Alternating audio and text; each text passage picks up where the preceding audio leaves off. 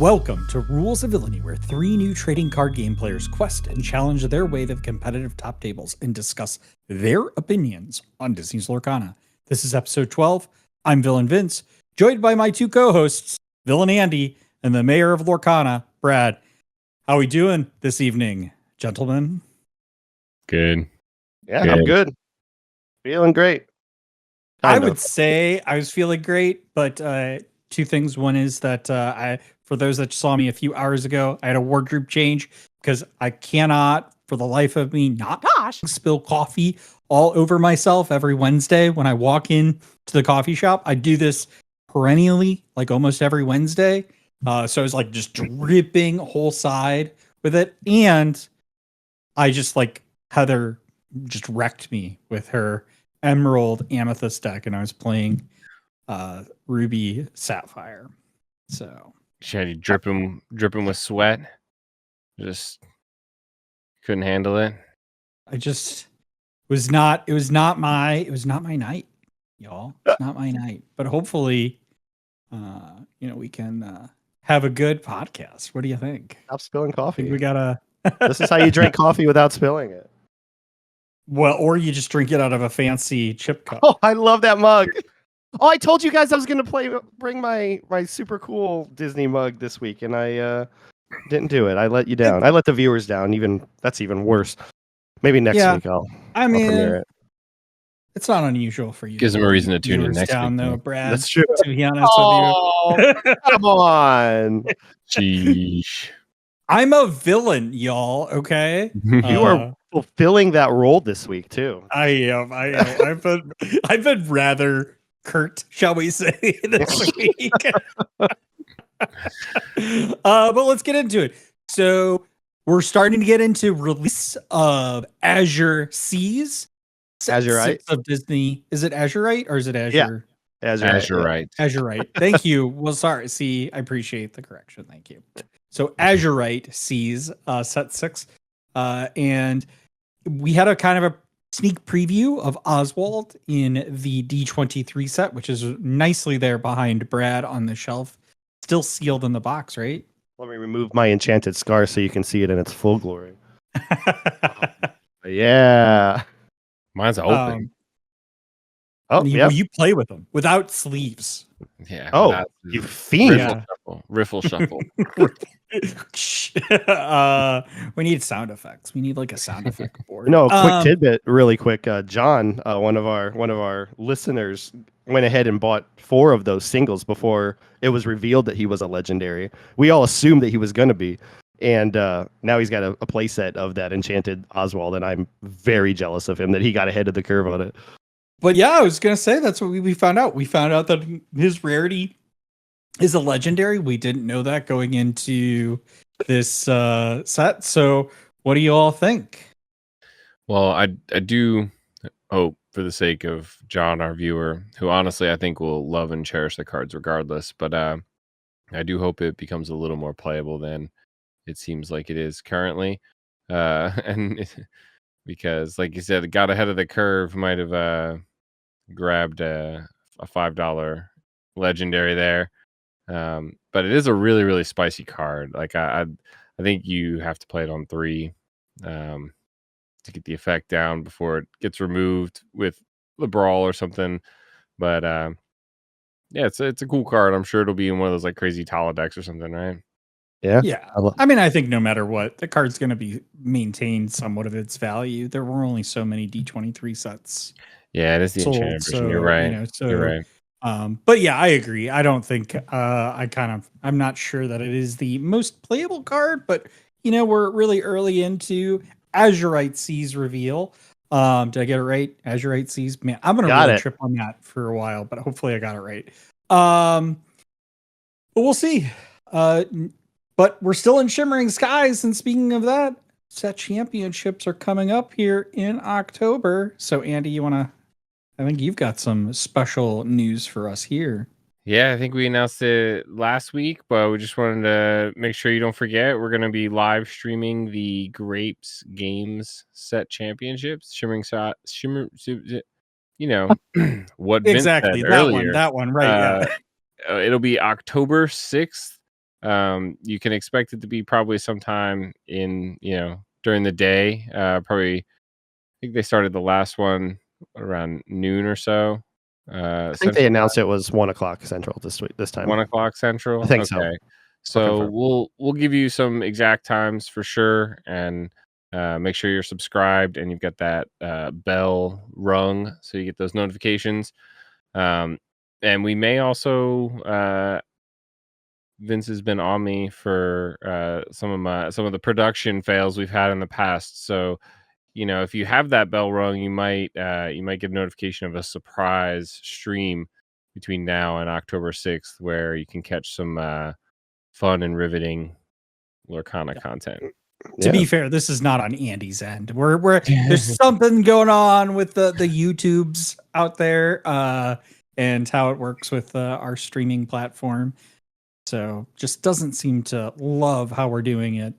But we want to make sure that we get it right for you. So we're going to do a practice stream. And I will say, Andy's been really hard at work of updating our graphics for that. So stay tuned for that. I'm pretty excited about how that's going to turn out. It's not just our first TCG. It's our first, broadcasting organization as well. So we're all getting through it as best we can. Yeah, ESPN 8, the Ocho. But we're gonna move right into the Villain Showdown Showcase. Villain Vince versus the Mayor. So we asked last week for some feedback on this, and I think the Mayor has some feedback that we got. Yeah, we got a response on Twitter last week from from a user named Yes I Don't Like You. And it's at Don't Like You 133.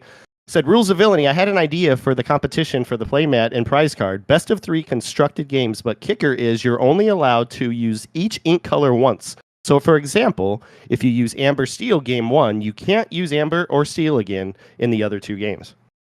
And I think that's a really cool idea. It's something we did workshop a little bit or talked about briefly. And it's exciting to me. It gives us a chance to actually use every color, that the game offers and try to do it in an effective way and surprising way, right? Because we kind of know each other really well and what we like to play. So maybe there'll be some surprises in there and in some really interesting games. Listen, I'm just going to say that, what did you say his username was? I Don't Like You? Yes, I Don't Like You.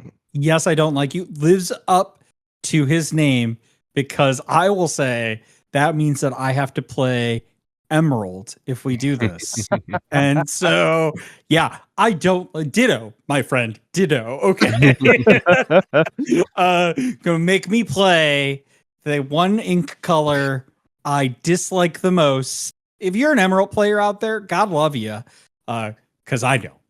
No. I'm just kidding. Harsh. Are you though? Andy, give me a break. I don't know. Sometimes I'm curious about who's more harsh on Emerald. Is it me or is it you?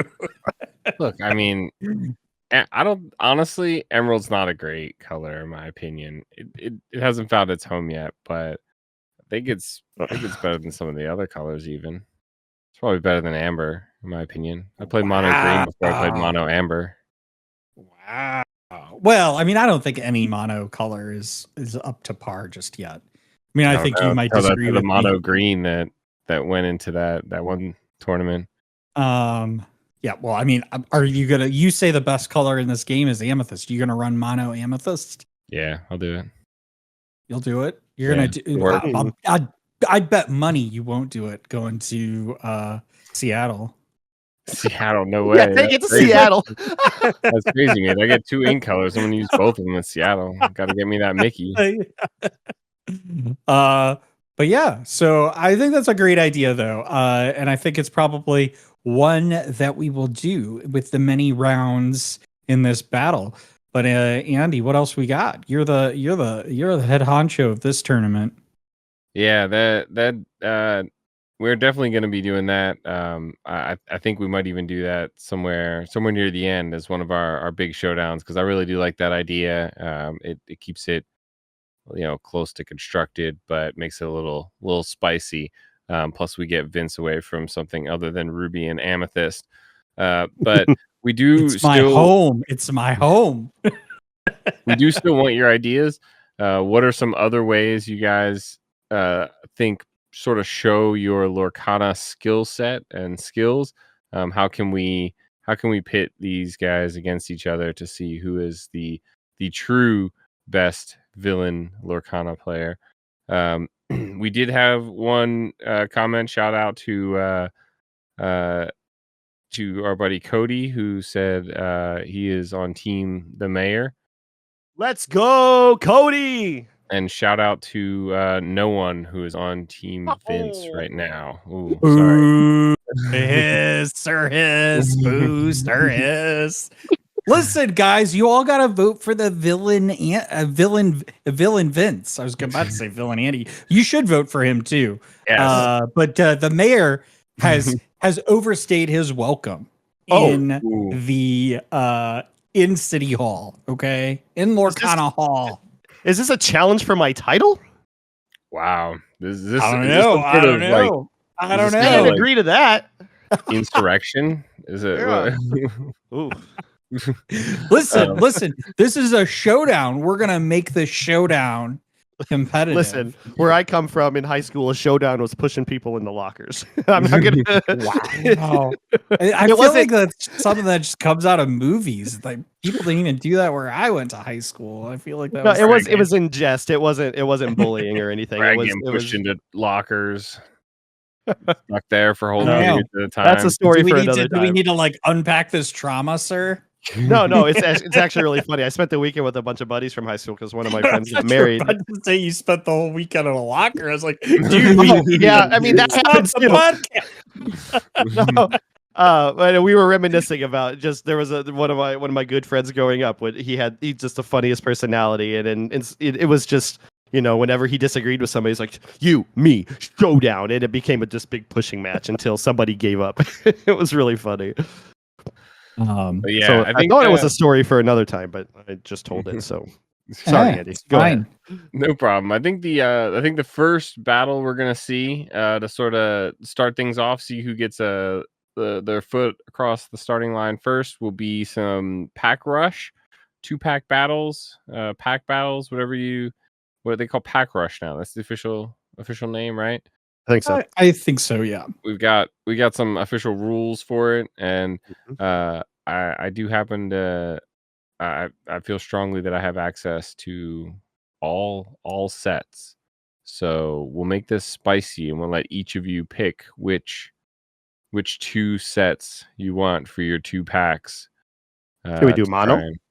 Well, Do 2 of the same. I think that'd be fine.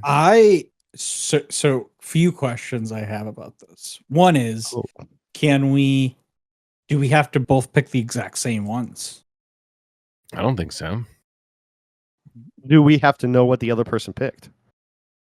Well, I think we're gonna know when I think we might need to know. Yeah, the pack's gonna be opened in front of you. Oh yeah, this isn't constructed. This isn't constructed. Yeah. Are we gonna know the pack? What a silly question. We can have you decide on your packs in secret and find out at the match. We could also maybe look to try and just like run a poll. Yeah, let's do that. Well, that's what I was gonna say. Is like we should ask our viewers what they think we should do. Yeah. So if you got suggestions or comments, comment below. Make sure you support Team Villain Vince. And let us know which packs you think. Wow, that seemed a little underhanded from the mayor. But let us know what packs you think we should run. I'm open to do anything. Yeah. 5 sets. And technically, I'm 2-0 in pack rush against Vince, so I'm feeling pretty good about it. Ooh, all right. Wow. You know, he's like, "Oh, me attack me in my title," and then like ends it up with the like underhanded sly comments over here. You know, I got. See, I'm just aggressive. Brad's over here being passive aggressive. So I wonder who the true villain is. I gotta be villainous sometimes, right? So, but yeah, stay tuned for more on that. And thank you again, Andy, for putting that together. And I'm really excited for the content that is going to come out for all of our viewers. One more thing. If in whatever reason Andy doesn't have access to previous set packs, I'm sure there's several of them laying around Vince's apartment. Yeah, we'll find some. Yeah, I mean, you're not wrong. Okay. Listen, it's not my fault, Brad, that you failed the marshmallow test as a kid perennially and stuff. I'm sorry, If you viewers vote for it, you put German Floodborne pack. We can make Vince open his Der Fludenborgen pack. I think Andy got himself some Italian packs too. So I'm hoping our teammate, their spouse went to Italy and found a card shop. I was like, amazing. Take my money. Yep. Let's get. Did you buy like a case of them? Because I assumed he did. Yeah, that's a lot to bring home. I don't know. They were at or near. They were at or over MSRP, I think. Plus, the euro dollar and the exchange rate, and then you got shipping and freight and tip, and I don't know. I want a Peepo. I want a Peepo. Super Peepo. That's what they call Goofy, apparently. Super Goof. Super Peepo. But some interesting names for the characters over there. Speaking of competitive events, we have a rather large competitive event, 2 of them actually, firing off this weekend. We have the Las Vegas Disney Lorcana Challenge in Las Vegas, Nevada. And we have the Birmingham in the United Kingdom firing off both the same weekend. So we haven't had the North America and European DLCs firing off since the first one with Lille and Atlanta. So fingers crossed that Melee stays stable.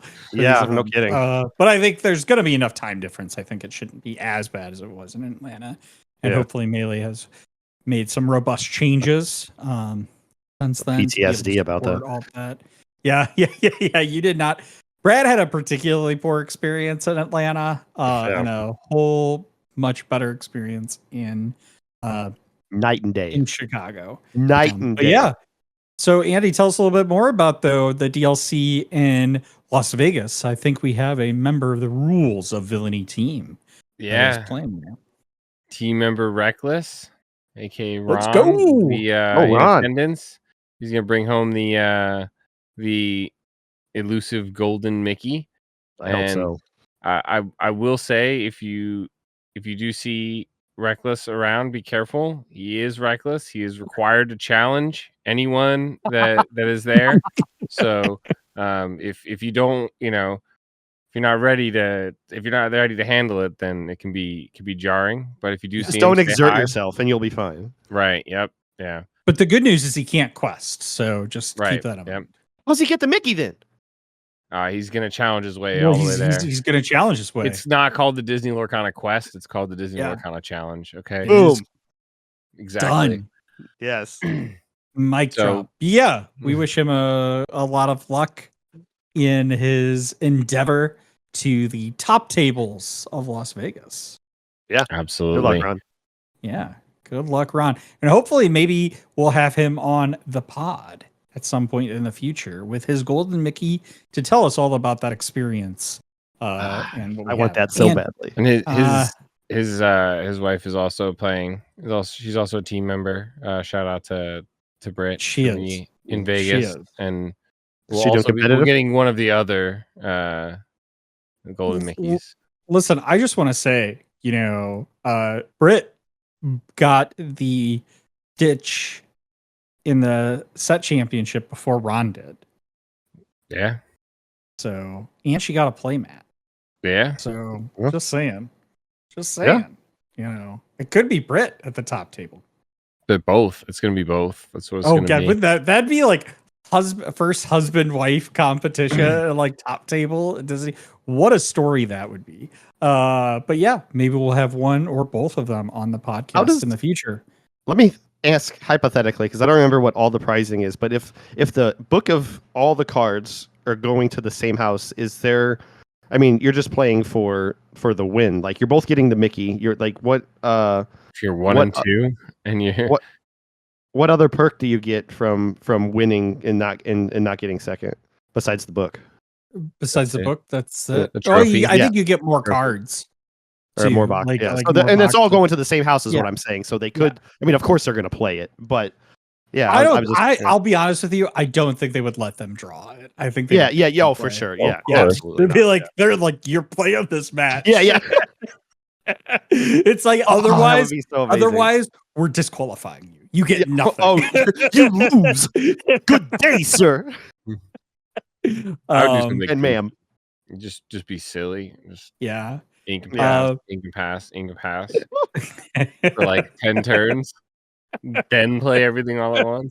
Oh, no. Honestly, though, I will say Don't do that. the funniest top table match like that though would honestly, I think, be between you, Andy, and your wife Kirsten, because she gets so mad. Hates playing you when you get playing matched up so much. It's so wild because I know you guys play a lot of the time. So much at home, but then you could go to any tournament of 10 or more people and you'll always get paired first. It's always wild. It's so funny. It's so funny all the time. I want to play against other people. I need to practice against other people. But yeah, we might be talking a little bit more about how to prepare yourself for the DLC here in the future. But first, we're going to talk about Constituents Corner. And again, for the second week in a row, the mayor has been doing a great job of keeping all of your questions answered. But we really would like all of your questions. And so if you'd like your questions answered by us, the villains, in the future, please be sure to submit your questions in the comments on our YouTube channel, or really anywhere that you can leave comments. And you can submit those also via Twitter at Rules of Villainy. And honestly, rate, review, give us comments. Honestly, if you give us negative feedback, I will 100% read that live on air. Like we're like going out live. Yeah. Please, no. Really, if you got questions, we want to answer them. We want to dedicate this time to growing our community and, answering the great questions you have about the game, and gives us topics for discussion. So please be sure. We appreciate all of your views. But with that, if you disagree with Villain Vince, show up at his coffee shop and spill coffee on him. Great callback. Another option you have besides like the comments, the rating, the reviews. Like the thumbs down is a thing, but instead thumbs up because you like me and the mayor, and then like just go to Vince's coffee shop and pour some coffee on him. Man, this is just brutal. I'm getting it from both of you at this podcast and stuff. Feel like such love camaraderie amongst the villains today. We really are true villains, because you never see any villains in any of the things get along. They're always so we'll just leave you wondering whether or not we even like each other. But yeah, so the DLC meta, what are we expecting to see here in Las Vegas? Steel Song. I'm biased right now because that's what I'm playing and having a lot of fun with. I think that it can. We've seen people carrying. We've talked about the last 2 weeks. Yeah. I'm expecting to see it go far. There's so many combinations that could win. We've seen wild winners in the past. Just the first one when nobody would expect a Perdita deck to win, right? So, yeah, my initial instinct right now, again, biased, is Steel Song and probably Red Blue. Yep. That's what we've been on for a long time. Hate it.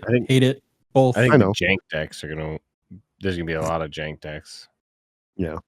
I think without some of this is like the first big meta we've had without some of the previous sort of digital practice tools that existed. With the tools that exist currently, like webcam games, and just playing at your locals or playing at home with friends and roommates. I think the meta is developed slower. I think you're seeing a lot of these tournaments with these results. They are things people are just sort of used to. And there are people out there talking about some of these decks that you would call jank. Look at Speci, for example, with all of his crazy concoctions that he has, whether it's Ruby Emerald or Emerald Sapphire. I think we're gonna see a surprising number of those, and I think those weird off meta, if you will, decks will have a I think more of a chance than they would before. Yeah, listen to Andy being so diplomatic here. Those Yeah. off meta, what he means is jank. I just Jank, want to be yeah. clear. Yeah, Right, 100% certified. If he's jank. not playing it, it's jank. Yeah.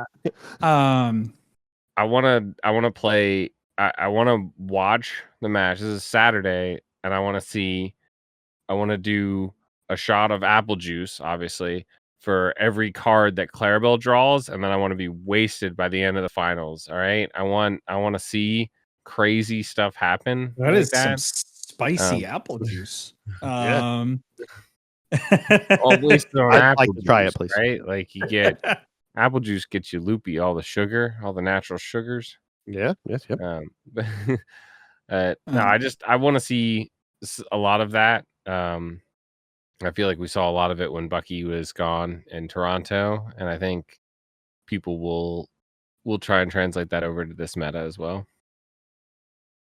Yeah, I mean, I think I agree with both of you on that. We're likely to see. I would say, like, I think there are a few categories where you're probably going to see hyper aggro.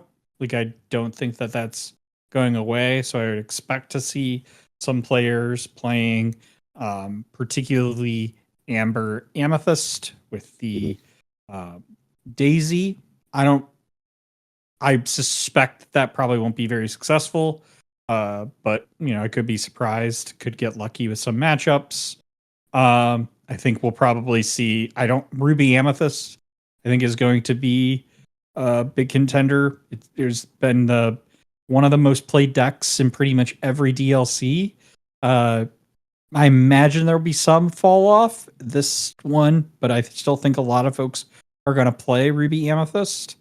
And then, we've talked about the Steel Song and Sapphire Ruby, which we were kind of hard on last week. But I think, those are kind of the decks I would expect in the meta to play.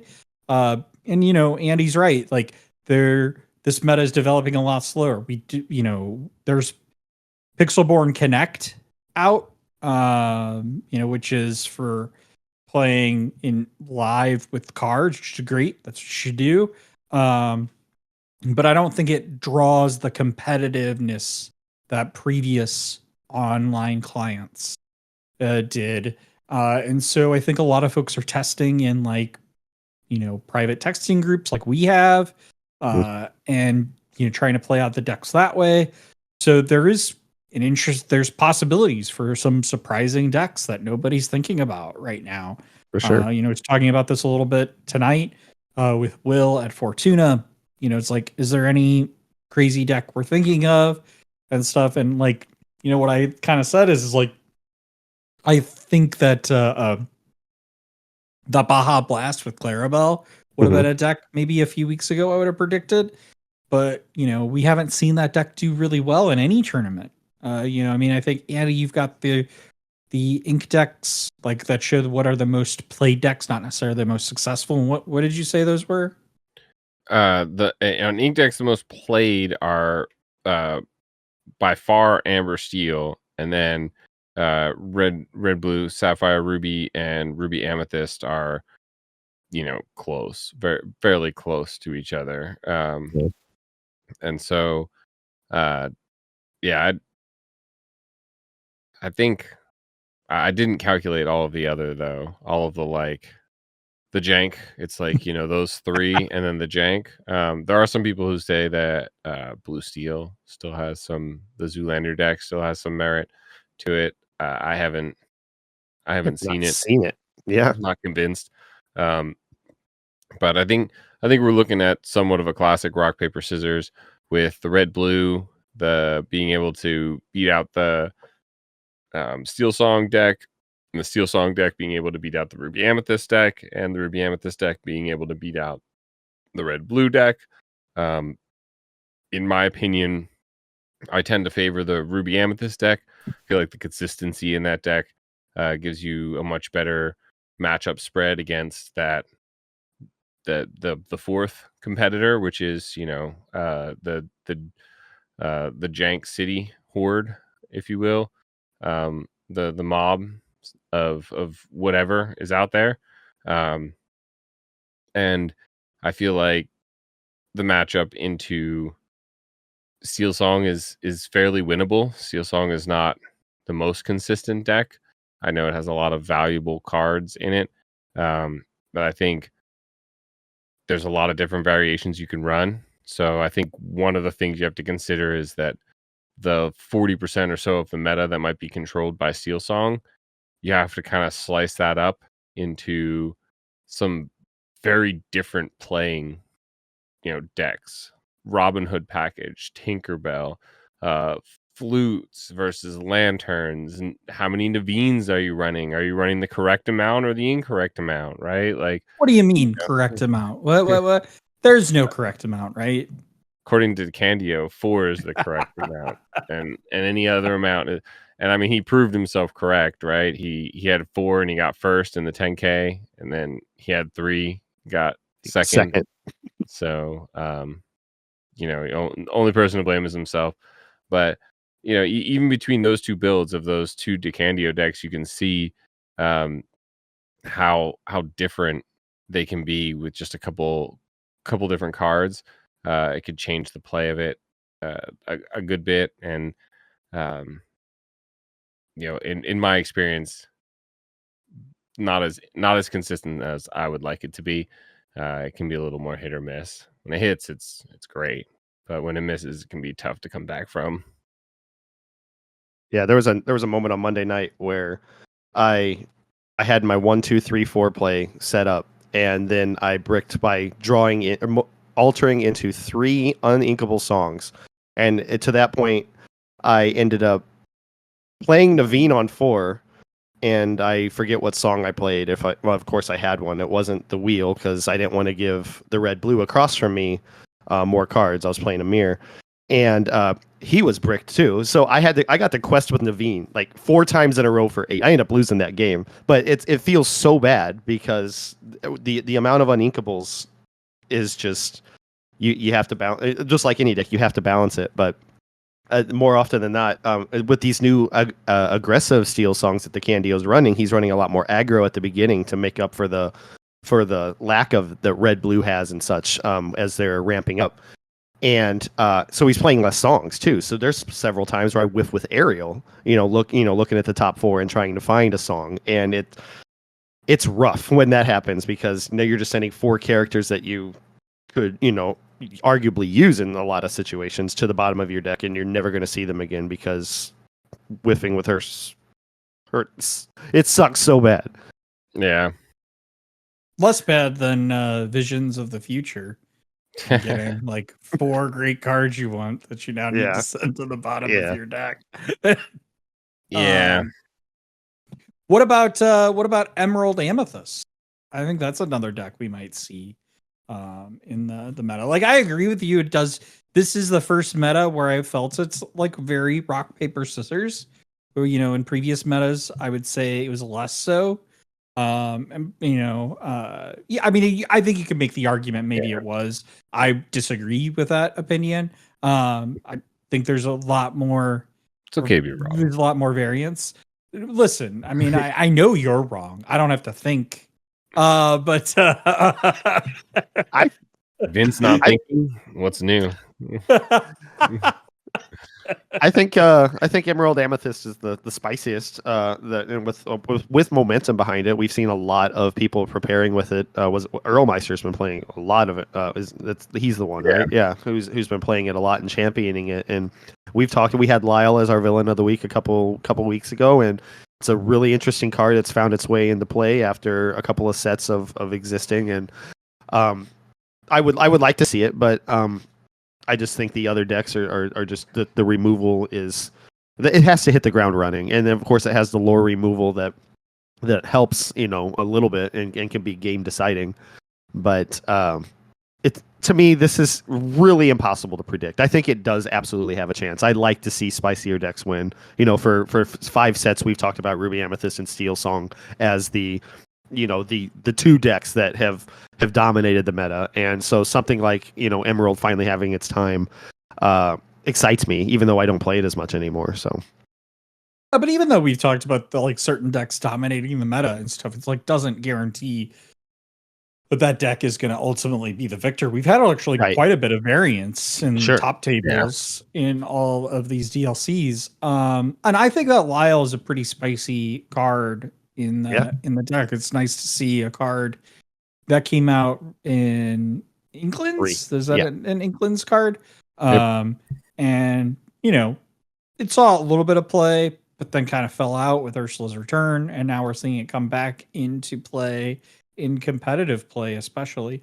I don't particularly like Earlmeister's deck. I know he's had some success with this, but this kind of goes into, I think, what Andy was saying, and what I'm echoing a little bit is and this isn't a criticism of Earlmeister. Seems like he's a very nice guy. I'd love to get to meet him, and talk to him and you stuff. Hear what he's saying about you, Earl? Come on, you gotta come after him. You gotta come after him. You got a target on your back in Seattle. He's clearly going to be team Brad after this. That's team for the sure. mayor. Right. But no, is what I'll say is I'm not sure of that vibe.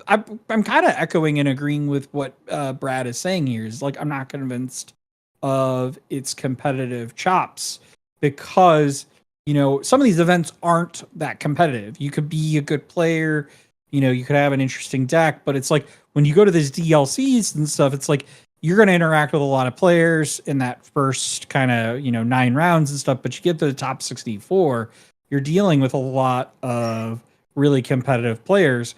And especially as you go, I mean, you've seen there's something to be said about consistency. And one thing I'll say is is Lorcana, in my opinion, it's not a luck game. There is some luck associated with it, so on what you're playing against, do you get good matchups and stuff, but we have consistently seen the same people make top 64, make top 32, even some folks that have made top 16 consistently in several DLCs. So it shows that it's a competitive and good pilots and good, whether it be good deck builders, good deck tweakers, players can consistently take decks to these events. And, I just think it shows that, Lorcana is actually a game that you can practice at, get better at, and see success.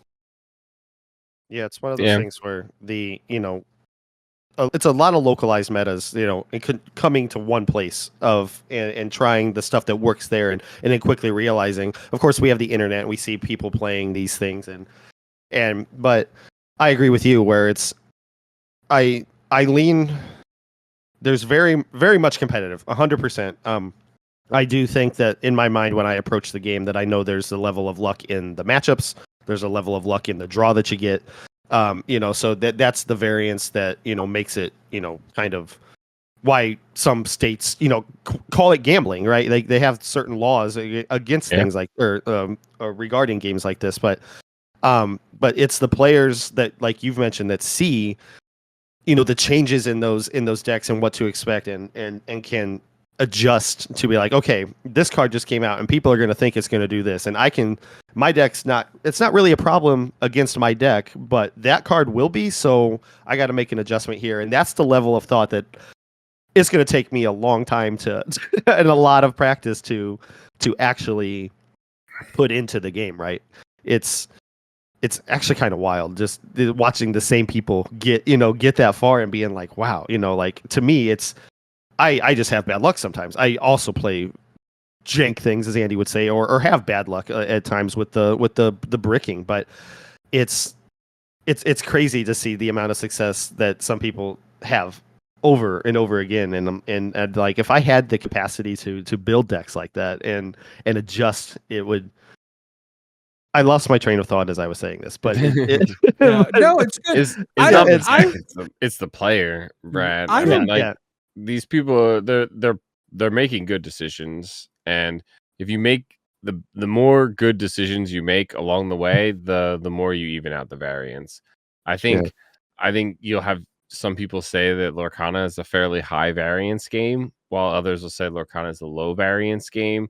It depends on what other kind of games you've come from, and honestly, the subset of games that you've played really have an impact on it. But I do think the repeated success that players have had show that dedication and good decision making can help bring you to repeated success. Yeah. I used to say that, I think one of the ways to be a top player is to be a good deck builder. And I think I'm wrong about that. So I don't think you need to be a good deck builder. I think what you need to be is a good deck tweaker. You got to know, okay, I can take this deck. Do I make some changes? Do I think about it and stuff? But, I don't, listen, I wouldn't go to ink decks and find a deck that top to tournament, copy that deck and take it to the DLC and think I was going to win. You've got to practice. There's a lot of things that go in there. You got to make sure it works for you, what you think the meta is going to be when you go into it and stuff. But I do think there are players out there that you can see the decks they've built over time. Moyen from Lorcana being one of them. I think he's a really good deck builder in Lorcana. You find good players that play the decks that you like and see what they're doing and find those decks and play test them and then see what works and doesn't.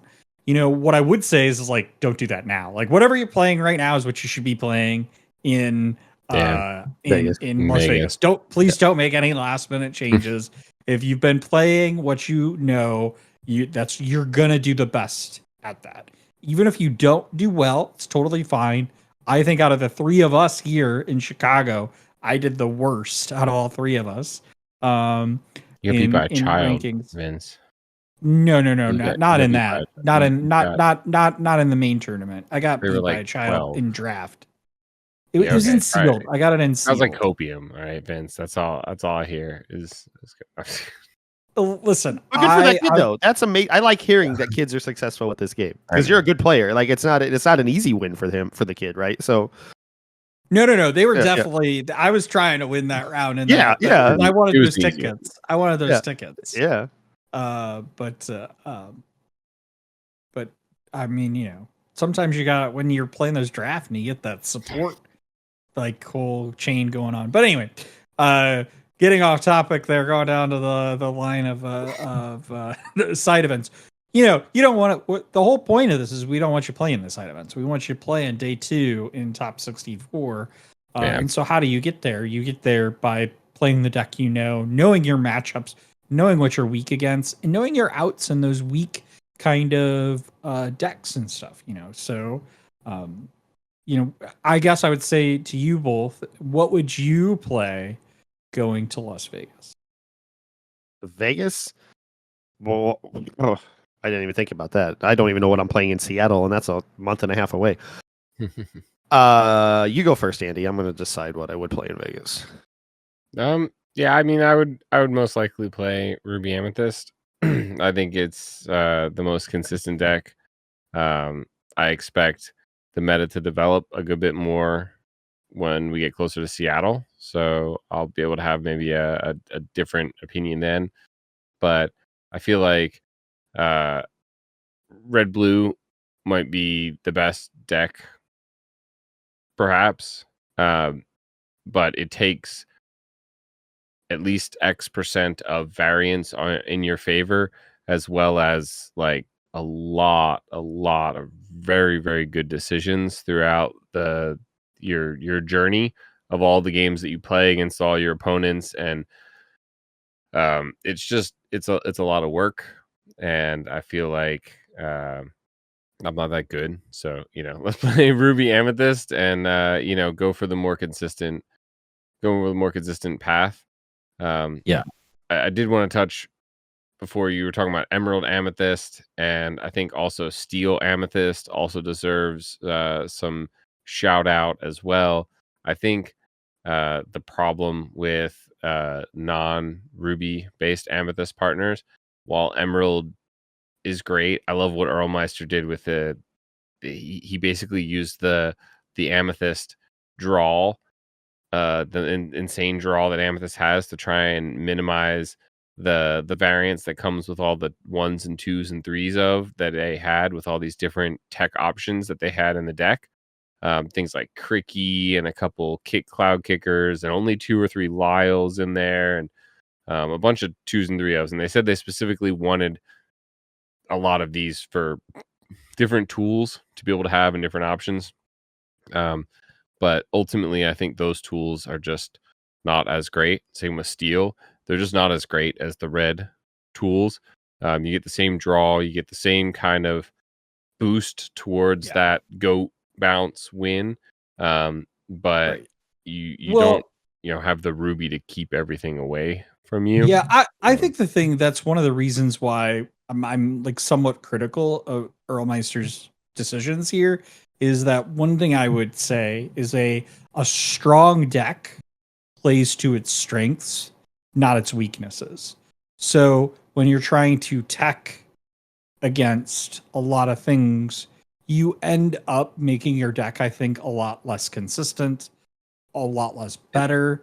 Listen, I'm not saying like if obviously there's a major deck out there, you need to play certain, tech cards to play them, against certain matchups and stuff. I'm not disputing that theory, but there does come a point where you've just got to say, okay, this is the deck I'm playing. What are its strengths?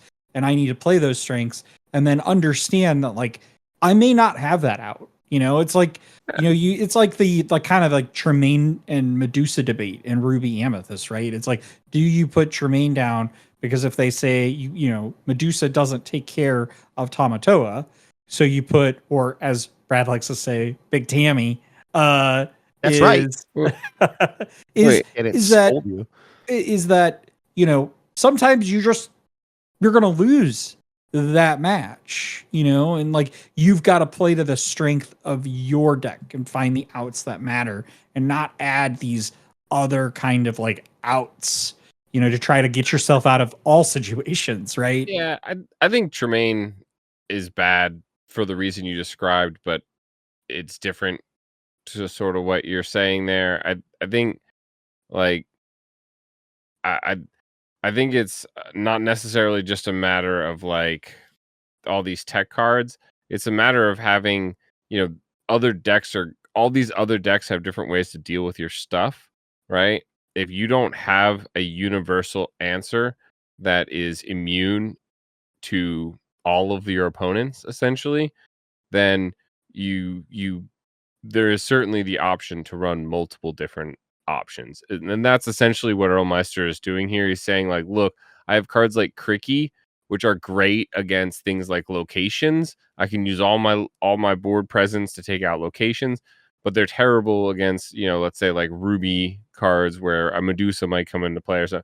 They're able to build a smaller. No. Lyle's a great example of one that's I terrible totally- against a lot of decks. So I totally get the point. I'm just saying that like I think that point in building a deck is like fundamentally makes your deck weaker, right? Like I think you can have some tech options and stuff, but just having multiple outs, right? I just think you ultimately have to play to the strength of the deck you're playing. And the more tech options you play in your deck, in a lot of respects, the weaker you make your deck, except in those matches where your tech options matter. Like, let's put it this way. If I think I would have less problems in Lorcana if, you had with all these tech options, if we had a sideboard, right? So for those that don't know, right, like you can have cards you put in and stuff. I've really never played a game with a sideboard in TCG. Typically like 15 cards or so that you include with your deck. You register it when you play a tournament, and you're allowed to swap them out in between, I believe, games in a round, right? Depending on the rules. But I just think like because it has I agree. I don't think it needs it either. I mean, the other option is you can run more than 60 cards, which Andy, I think, would tell you is you're wrong. Yeah. Wrong. um, so I mean, this is, I think a lot of people do this. It's like they take a deck and they look at it and they're like, okay, what deck, like, what am I weak against? And then they try to make it strong against that particular weakness. And I think sometimes that makes sense. Maybe if that's the deck that you think you're going to heavily go against. But I think sometimes, like, when you're trying to, like, make your deck the best against your weakest option, you just got to recognize that's my weakest matchup. Like, I would rather my deck be stronger in every other matchup than weaker against every, like a few percent weaker against all these matchups just to make myself stronger against this one matchup. That's all I'm saying. I think that's obvious, right? Like, you're right. Is it obvious? If it's not obvious to anyone out there, that is great advice from Vince. Excellent. We should all listen to. I think the point, though, and one of the differentiations here is like heck cards versus like just cards in your deck, right? Like when you're playing a card like Hideaway, for example, in red blue, that card is like purely a tech card that has little to no value or reason to be in your deck other than to deal with locations or items or something pesky that your opponent has. It doesn't help you win the game in any way. It doesn't help you draw, cards. It doesn't. I dispute that. What? You because I saw Monday. Justin, I played against him. He used Hideaway on himself to give himself more ink on a turn because he had it way too early and he realized I'm not going to need it at any point in this matchup. So it gives you that extra ink. What did he hide away? At some point.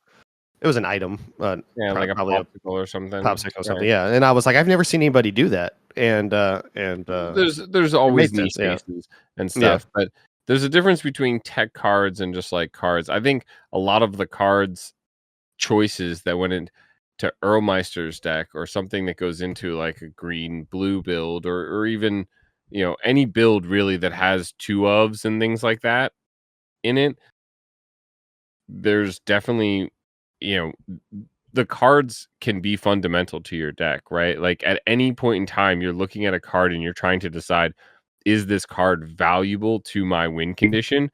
And while a deck like green purple doesn't want cards, you generally don't want a lot of cards that are trying to attack back because your goal is to try and draw cards in Quest of 20 lore, compared to other decks like control decks that want those kind of control cards and stuff. I think that's where the fundamental difference comes. We have to talk about whether it's a tech card or whether it's a core card to the deck. I think Earlmeister's list and the green purple lists that are out there are interesting because they have a lot of these cards that are sort of valuable to the deck in most matchups that you wouldn't really think of, and a lot of them are not just tech cards. I think red blue, I mean, I think that's just fundamentally where I think probably where we disagree a little bit, particularly on Earlmeister's list is all I'm saying. So Brad, did you come up with a deck that you would play? Yeah, I think after thinking about it, if I was knowing that I was going to Vegas, and Andy will call it jank, of course, that I would not have switched to Seal Song and played around with it the last couple of weeks. I would have continued to tweak Blurple and made more of an effort to make that the best that I could make it feel and play that. Probably, I think I've had a lot of fun with it in the time that I have played with it. It's an interesting combination that hasn't seen a lot of play at all until now. And I found a lot of fun, and it's opened up a lot of conversations with Mark, one of our listeners and one of my friends on the Discord, of just constant tweaks that we were doing and cool ideas that we had. And now that I'm thinking about it again, I kind of want to go tweak it and play some more of it. I just don't have the time to do it. But if it was Vegas, it would absolutely be Blurple. Amethyst, I don't think that's a bad choice either. I think that deck has seen some competitive success. Again, how competitive are those events? Unclear. But I still 200-person event, but still I think we'll see. I wouldn't be surprised to see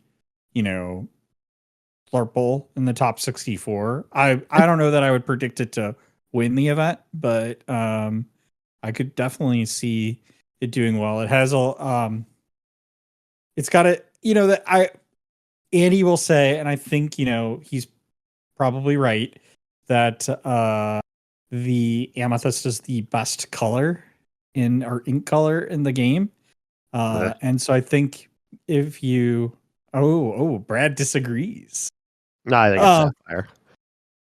I think it's Sapphire. Yeah.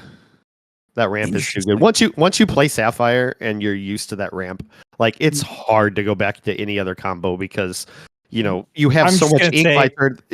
I don't need extra ink when I don't have care cards about valued ink. more. Draw is what matters most. Yeah. And I will say it That's has why you been play my Blurple. biggest but my biggest frustration, I think, with playing, and I agree with Andy, I would take Ruby Amethyst because I played it the most. It's the deck I'm most comfortable with. It is the most consistent deck. It didn't get a lot in Shimmering Skies, but it didn't really need a lot. You know, well, I mean, the library, I would say. Does it play Elephant, or is there a slot for it on 4? Elephant's a bad card. You're a bad card. You're a bad card. But is that I would say, you know, it's just a very consistent deck. You know what you're going to do. You know, going back to Andy's kind of point, the way I view Ruby Sapphire in particular is like one of those decision trees. It's just like you make one decision and you're like, arrow goes to next decision. Like, did you like, you know, did you ink typo? Yes, no. And then you move to the next one. And it's like, did you know, and they're just like a whole line of them. And it's like, if you made one mistake in like your second ink, it's just like arrow, lose game. You know, it's like I don't love that, where it's like with Ruby Sapphire, the decisions are pretty straightforward. You get a couple decisions, you got a few outs that you have and stuff. But, you know, it's a very straightforward. It's like, do I want more cards? Do I not want more cards? So, you know, do I need to, what removal do I need here and stuff? There's like the decision tree. And it's also one of the decks that I think is most forgiving in Lorcana, in that if you make a mistake, it's not the end of the world. I mean, I maybe against like a player that's going to capitalize on your mistakes, that's not great in these competitive events. That's going to be,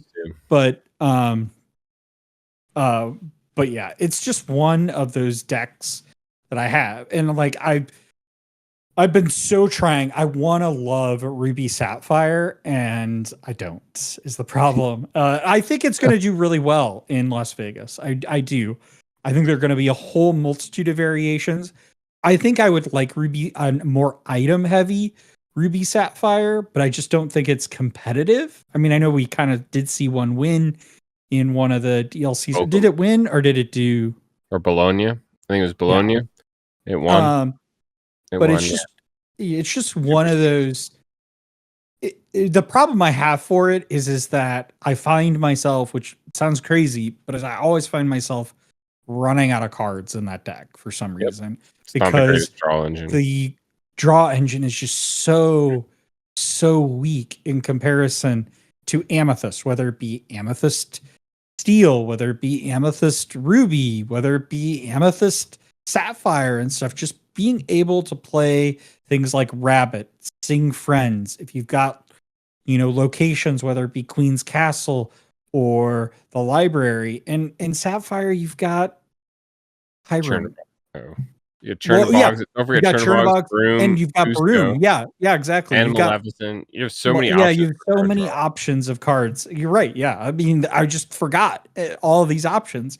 And what do you get in Sapphire? Hiram, you get Hiram, basically. The popsicles are nice. You know, popsicles replace themselves. And like, I think Tamatoa Hiram popsicle recursion is like the absolute best like draw engine that could exist in the game, essentially. But when it works, the Regina engine was good for you for those few weeks that you were playing it, right? The item engine and stuff is nice, but like it just ultimately I feel like when you have that Tamatoa Hiram, like people talk about that Tamatoa Hiram popsicle, right? Like you quest with Hiram, throw away the popsicle, draw 2, quest with the Tamatoa, bring the popsicle back, play the popsicle. You can do that every turn and just keep drawing and getting. But you won at that point, right? Like I feel like you've already gone down that crazy decision tree that Vince talked about, and you just And it's ended up at you win, you win. right? Yeah, Because you played a Tamatoa and you have a Hiram on board and you have items and you're able to quest with all of them, so they all survived at least like one turn or whatever. Like, what would you're looking for one of those 2 dimes, which goes back to that consistency thing and talking about, that's why you need cards like visions and you need how far I'll go and stuff like that to be able to filter through and find your few win conditions, which arguably things like having 2 dimes is the same as having these Teck cards in your deck. It your win condition is 2 cards, right? You need one of those 2 cards essentially to win, and you're just counting on being able to get it by using all these extra cards like visions and develop your brain, stuff like that. Yeah, I don't know. It's interesting that you talk about Justin and doing the hideaway on his own item. I just like very niche. It's a very niche use case and one that interesting. I think it's one of those things that it's what I was wanting to slip in at one of the conversations, part of the conversation earlier, is that the best way to play the game, regardless of your deck build, your matchup, your draw, is to just do the best possible thing you can on every turn. And I think that it was a relatively early turn, and I think that he realized it was probably in the second matchup, and he realized he was playing Steel Song, that I'm not going to need this. Steel Song's not playing locations. It's the only item I'm playing is Lantern, and I probably didn't have it out there. And I don't know that you really want to give Steel Song extra ink. I don't know. That's a whole nother conversation. But at that time, and he probably bricked pretty hard. I was up 19-0 before he started coming up, and you know how Red Blue just, once it gets to that point, it's like, okay, I'm just going to control the rest of the game. Like if you come back from 19-0, I will be absolutely amazed. But that way before that, he used that hideaway on his item, and I was like, that's an interesting way to give yourself 2 ink on one turn. It's also it was something, right? Yeah. So the game in general, we've likened it to chess before. Others before us have said it as well. If you these decisions that you need to make, this decision tree, you have to build that decision tree you're talking about, Vince. You can't just go online and Google, how to play red blue decision tree. You have to play all of these things. So, in his mind, he's thinking, okay, like, why not? This seems like the best play to me at this moment in time. If it's not, at least I've learned, absolutely 100% better to make that decision in a round like that than, being top 64, doing that for the first time. I think hideawaying your own item works. It's worth it. Question is, did it work? Did he win that match? I think it was the second game, and he didn't. We end up splitting a best of 2 because we could have done a best of 3, but Denver. I hope. Yeah, I ended up winning that one. I don't know if that was the same game though. I just know that it happened in one of those 2 games. Right. Interesting. But anyway, any last thoughts on the DLC in Las Vegas? Any wild predictions? Let's all do a pick. What deck do we think is going to win? Ruby Amethyst. Okay. I hate to say it, but I'm going to say it. Ruby Sapphire. I wanted to be different, but I guess I will. I was going to say Ruby Sapphire, and with the caveat that it was going to finally be Dinkan Farms time, qualifying a 4th time and finally getting there. Which I do wish got rid of Dig because he took Dig out of his deck. Did he take Dig? I was going to say with Dig or without Dig. I don't know. Did he take Dig out? If he takes Dig out, he wins. Don't say that. Diggs brought him to where he is. I bet that card stays in his deck. Love for sure. It's his whole thing now. I will say it's so basic to say Steel. So we're all picking the top 3 decks. So I'm gonna do something spicy. I'm gonna say Green Fossa. Green Fossa. Yeah, I would say Lemon lime. Mufasa because it's Any because it's Mufasa deck? because it's Clarabelle, but I have to specify Green Fossa so that you guys know Emerald Fossa. Mufasa. Okay. I'm a Mufasa Interesting. All fanboy, right. and I Well, Well, he's I got the mean, 1,001 odds. If he wins, we're all billionaires. let's go. So, Listen to the mayor. You heard it here. Green Fossa. But you know what? You let us know what you think is going to win in the comments below. Put down your choice. Is Brad right with Green Fossa? Is Andy right with Ruby Amethyst? Or is Villain Vince right? And you want to join my team with Look at Ruby you. Sapphire. But with that, we're going to move right in on to Villain of the Week. Brad? Take it away, huh? I want to apologize to Gantu because this week it's Prince Naveen, ukulele player from Set 5, Shimmering Skies. If you're watching on the YouTube right now, Andy's holding it up. It's a beautiful card. He is a Storyborn hero and prince, an Amber legendary, 4-cost uninkable, 3 strength, 3 willpower, quests for 2, and singer 6. His ability is, it's beautiful, no? When you play this character, you may play a song with 6 cost or less for free. The art is by Rosa LaBarbera and Livio Cacciatore. What do you guys think? good job. Yeah! You guys, I got the clap of approval. 9.73. Yes. Such a good card to Good. get right, too. Yeah. How many do you play in a deck, guys? Is it 3 or 4? You think it's 0. 4?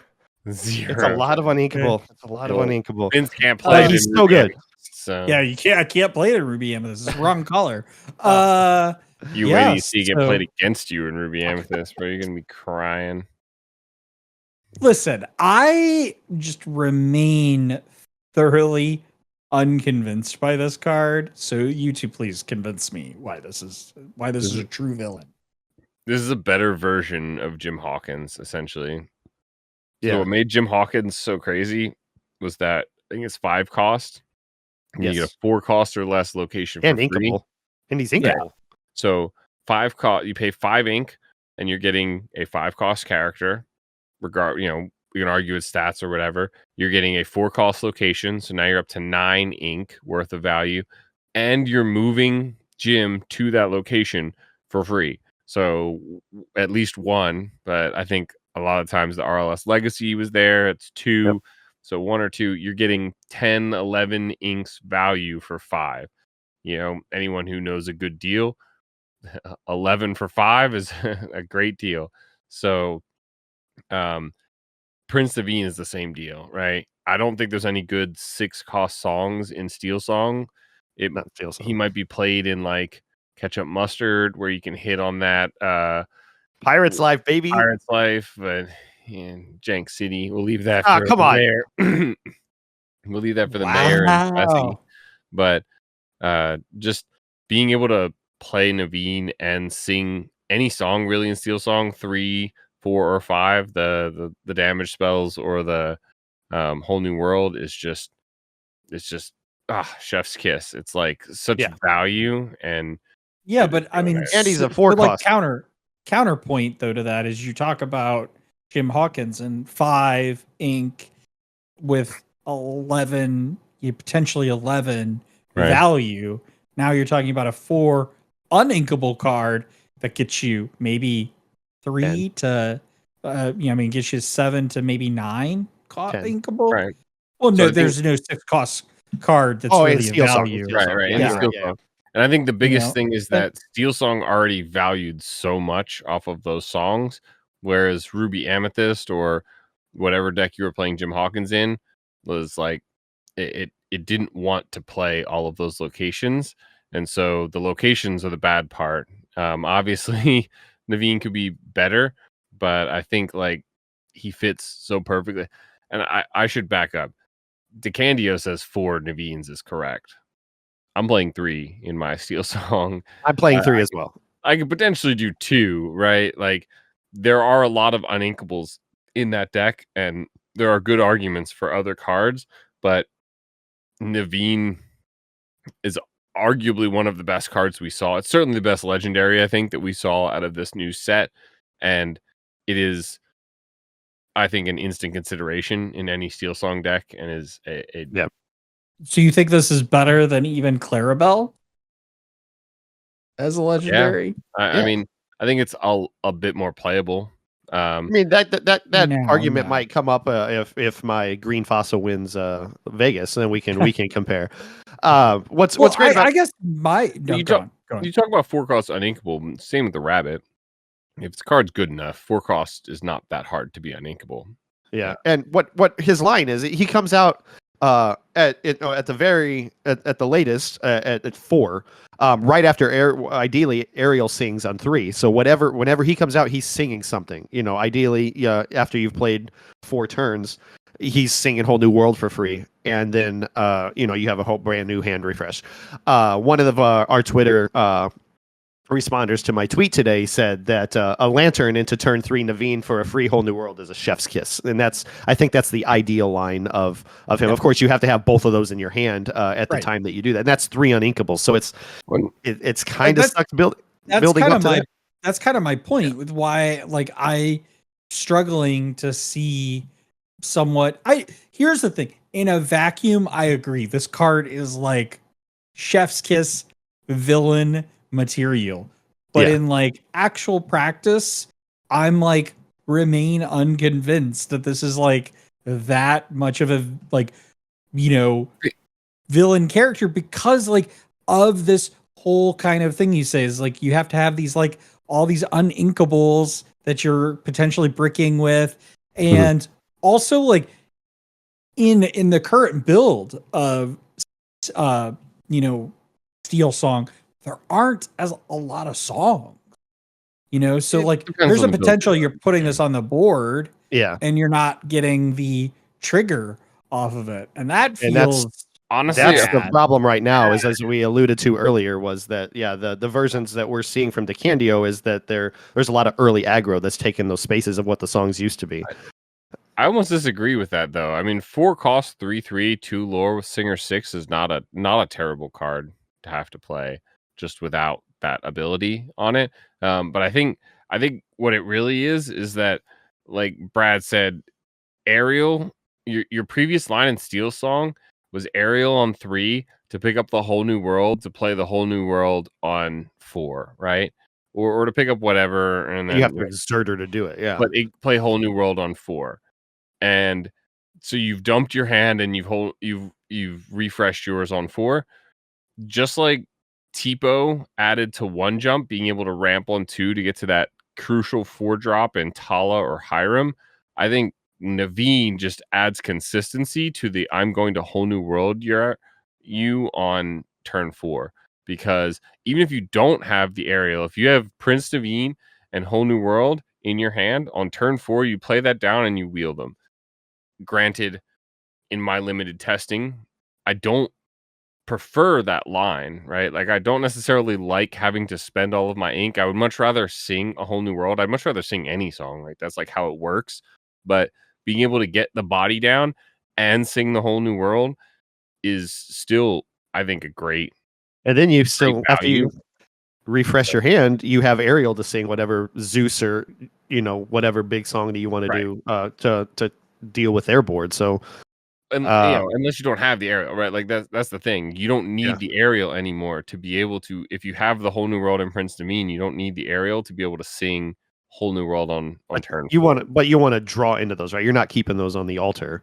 I feel like the aerial on turn 3 is your insurance on getting that song to. But again, this is just why I'm not, because you have aerial, you play it on 3.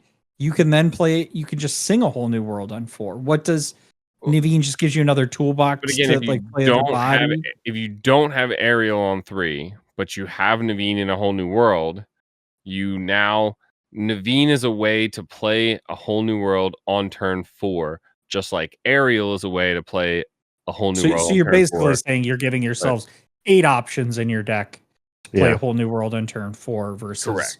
I mean, that logic makes sense. You're giving yourself more. more consistency on that. Yeah. towards that goal. Yeah. And we're focusing a lot on turn 4 too. In the later stages of the game as well, when he comes out, whatever songs you're holding, you have options to deal with the board in multiple ways, and not to mention whatever other singers you have on board with your shifted Cindy or even your small Cindy singing your smaller cost songs.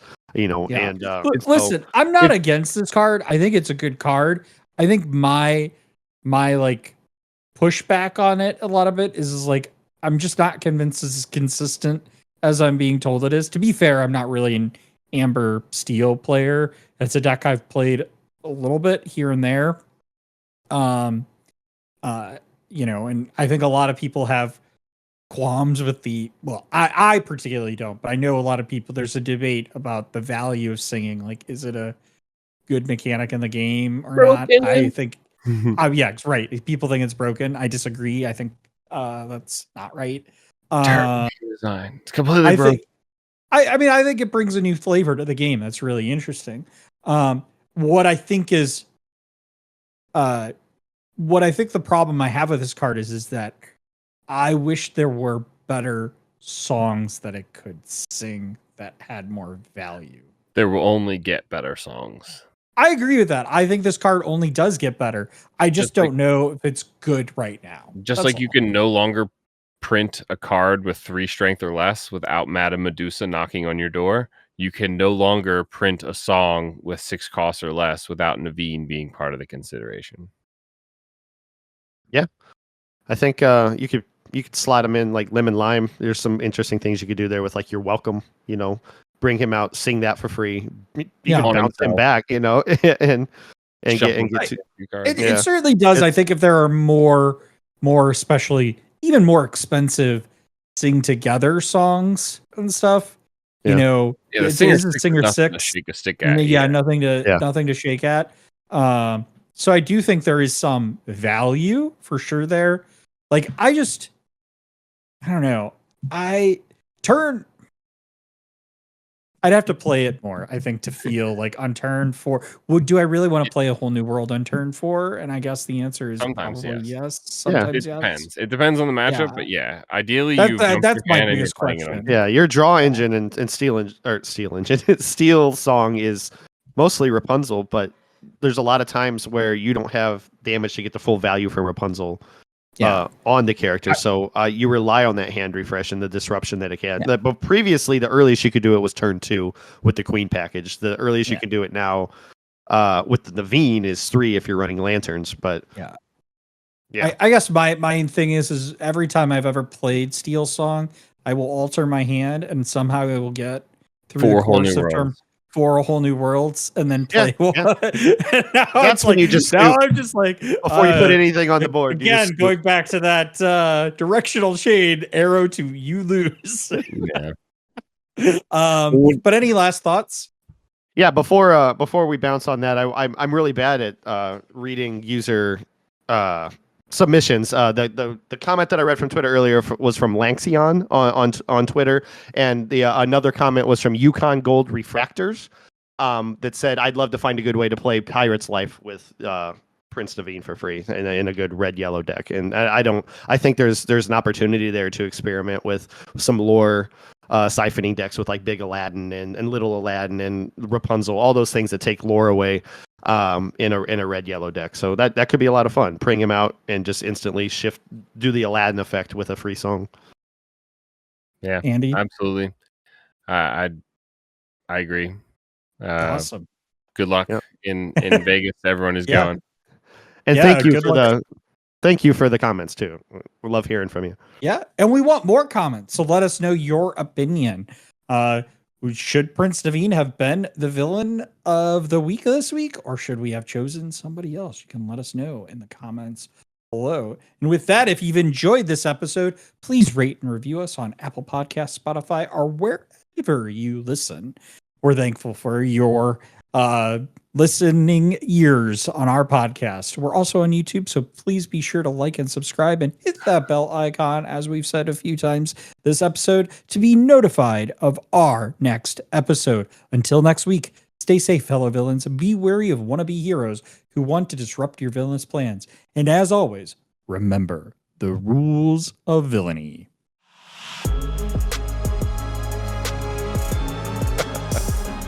Awesome. Awesome. 122.